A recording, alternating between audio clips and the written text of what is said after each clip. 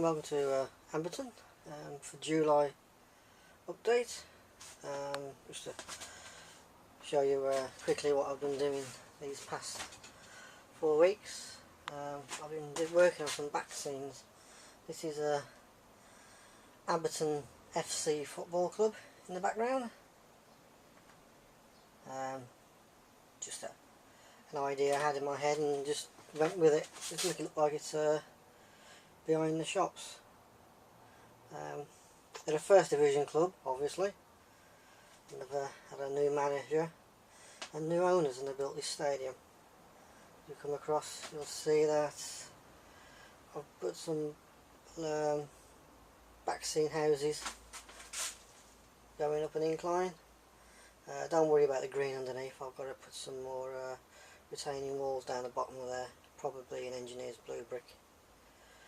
So then that'll match here.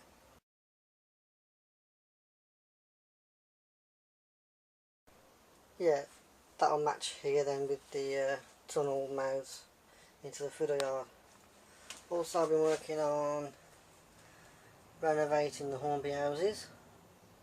I'm doing a lot of work on these over the past 4 weeks. I've done 1, 2, 3, 4, 5. I've done 10 of these so far, and I've got another 4 to do. Totally stripped them down, took them apart, rebuilt them, added some extra strengtheners inside, so they're quite strong now.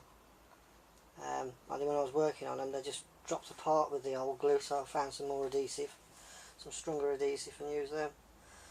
Just got to weather the roofs up a bit. But apart from that, okay. I've done the roofs on them, darkened them down. I've just got these 4 to do, and so I've got another 3 or 4 in the house to do.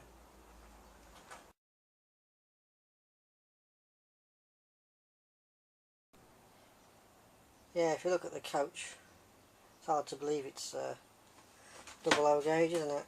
The coach is quite tiny compared to the flats and the viaducts, but that's what you're supposed to achieve, I think, when you're doing things like this. Also, I've put in the mill there that'll hide the entrance and exit to the outside section. I've done away with having a station here. I'm not going to, and for the first time ever I will be having a level crossing.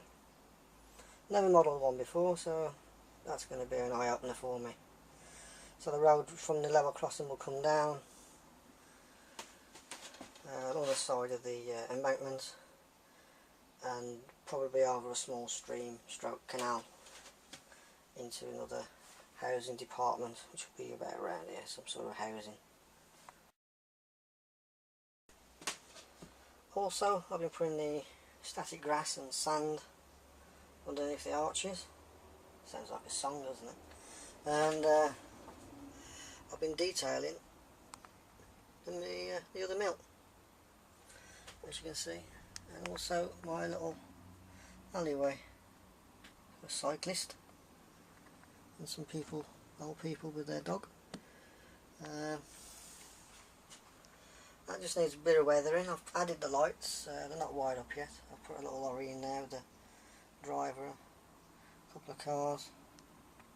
They're awkward to see down here, but it's just hidden detail, isn't it, really? I've gone with the ratio fencing. It wasn't too bad. A little bit fiddly.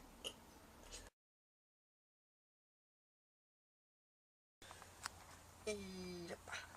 As you can see, I put the trees and shrubbery all in. Again, I've used sand to represent the road coming from the mill. Comes under the arch, and then it'll go into like either a cobblestone or a tarmac. Here I'm just working out on the market scene. I obviously need another 8 of these stalls to complete that. I've painted the road with Woodland Scenic asphalt. It does go grey after a while in here because of the dust and that, so that'll be okay. Haven't finished there yet. Still got loads to do. An adjustment on the path underneath the flat.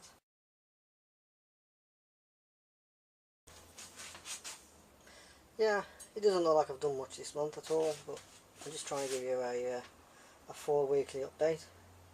Don't want to go mad every week and things like that, 'cause there's not much to see. All the back scene is hand painted on.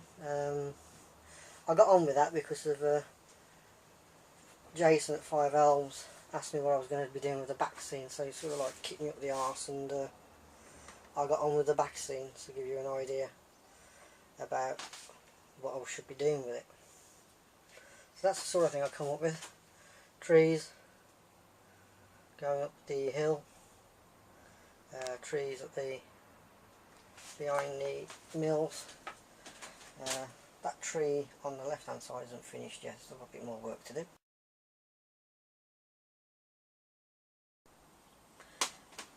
Yeah, got a bit more work to do on those trees.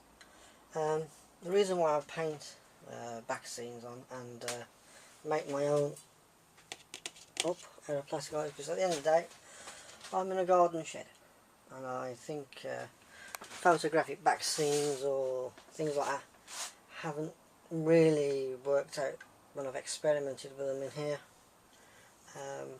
Due to temperatures and stuff like that, it tends to peel off no matter what you use, and also it gets quite dull after a while. So yeah, that's the reason why I paint mine, and at the end of the day any leaks or anything, God forbid anything like that happens, you can paint over it and repair it, as with a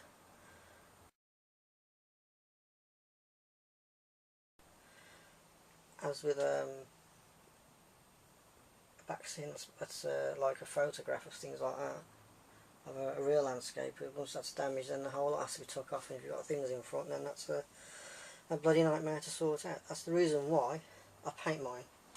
It's just so much easier to do. So I mean, I've had leaks in here in the past, and I've been very lucky that I've just been able to touch up and get away with it. But yeah, that's the reason why I do my back scenes like the way I do.